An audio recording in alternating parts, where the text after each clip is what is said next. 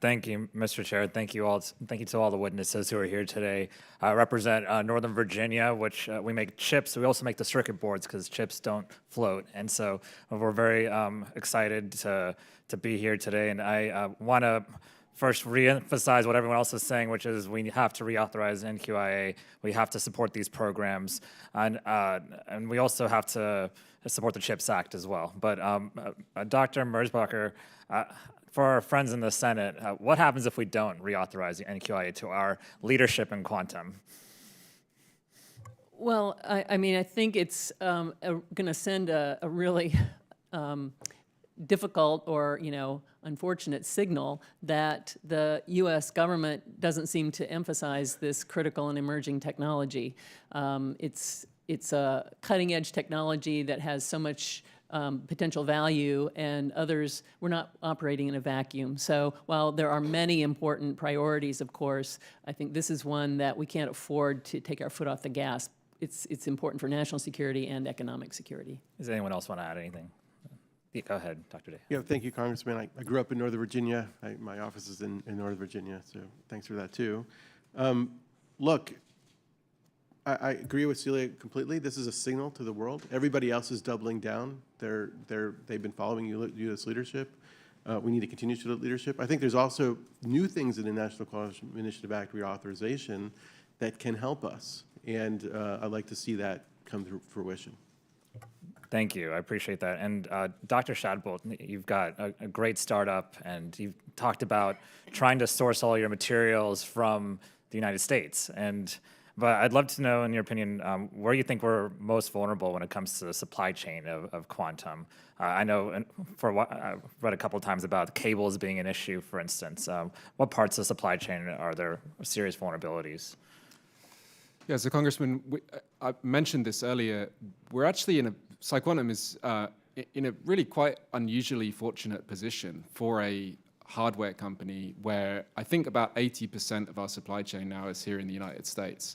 That's an extraordinarily large fraction, especially for an organization that's making chips. That was a deliberate move by the company to establish that.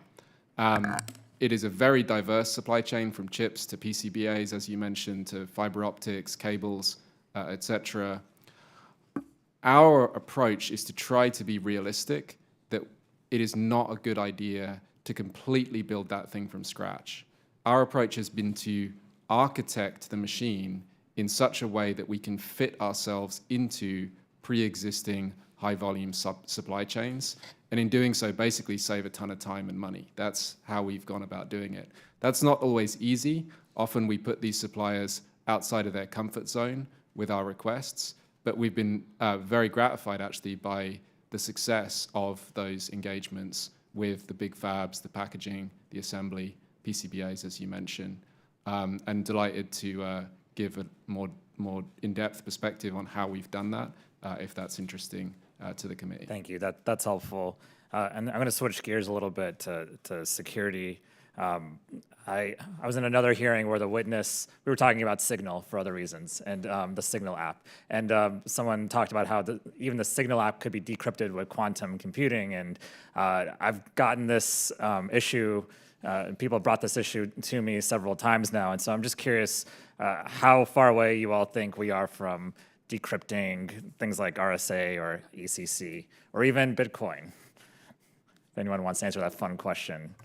So the short answer is we don't exactly know, but we are not. It's not going to be something that we wake up one day and all. I mean, unless there's some adversary that's doing it behind a curtain that we don't know about. If it's coming out from the sort of advances that are being made by the companies here at the table and others, we're going to see that progress happening, and the capability is going to be approached sort of steadily. And so we already have these new cryptographic standards to protect things. So the real answer is good news, migrate to the new standards to be sure you are quantum resistant, at least, if not quantum proof, for the long term. So you're saying there's a plan moving forward for public and private sector to deal with the idea of absolutely of post-quantum cryptography? We've updated cryptographic standards before. We know how to do this. It takes time, it takes resources, and the government needs to be part of that.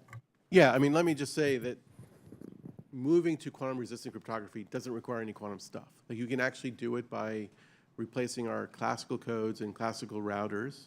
Microsoft has a quantum safe program, NIST has launched initiatives, but we do need to move. It is going to be a big job to move the entire nation and ecosystem to these quantum-resistant tools. We do have some time with apps like Signal, where it's real time. You know, you really need a computer that moment to decrypt. But as we mentioned earlier in the session, you know, people saving data to decrypt later, even if it's 10, 20 years from now, is also a risk for certain special types of national security data, health data, banking data. So we do need leadership in ensuring that transition happens in a timely manner over the next decade. Thank you. I yield back.